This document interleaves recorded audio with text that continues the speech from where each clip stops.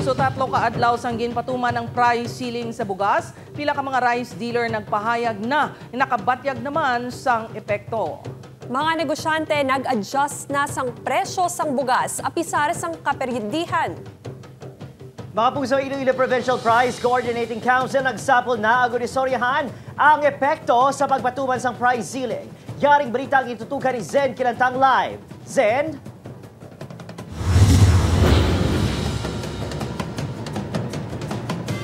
Kate Adrian, napilitan ng mga negosyante nga ibaligya ang mahal nga bugas sa barato nga presyo agud makakomply sa ginapatuman nga price ceiling sang bugas sang gobyerno. Nagatangkas ang sinakos sang bugas sa bodega sang wholesaler sang bugas diri sa Pavia, Iloilo, kalabanan sa mga ini-imported rice. Sunod sa rice dealer nga si Matthew, nabatyagan na nila ang epekto sang ginapatuman nga 41 pesos sa regular milled kag 45 pesos sa well-milled rice. Apisar sang kaperdihan sa negosyo, nag-adjust ang mga ini agud magsunod sa mando sang gobyerno. Nag-back out kami yan ay mismo nga mambal nga mapanubog sila kahit hindi namon malagas, hindi namon makeri, maperdigid kami. So share na kami sa verde, biskan nagamay gawa margin namon. Pero at least ma-dispose namon bala nga hindi man matama namon nga mga dealers nga. Aminado ang mga negosyante nga nabudlayan sila sa pagpangita sang supply sang regular milled rice. Halin sa Zaraga, nakalabot pa sila sa Oton. Si Manang Edna, 4 ka kilo sang well-milled rice ang ginbakal. Apisan nagbarato ang bugas, nagasimpatya kuno ini sa mga mangunguma nga naapektuhan. Namerde pa ang nabahaan, ang paray daw nag-straight bala, nabahaan.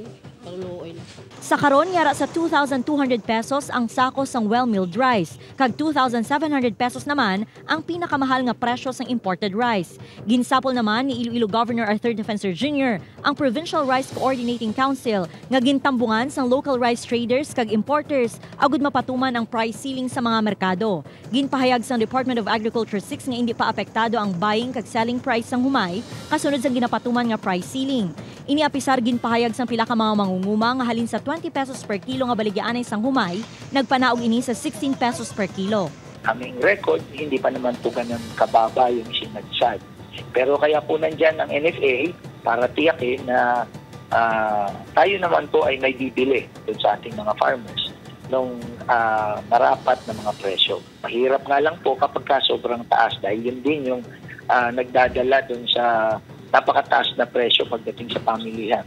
19 pesos kada kilo ang bakal sang NFA sang humay, apang hindi kumporme ang pila ka mga mangunguma nga ibaligya sa NFA ang ila humay bangod sa gasto sa transportasyon kag sa dryer.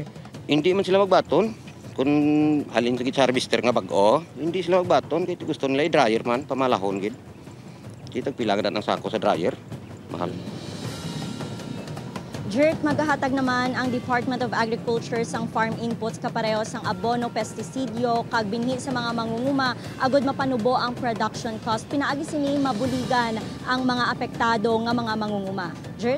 Madamo gid nga salamat Zen Kilantang gikan sa Leganes Public Market.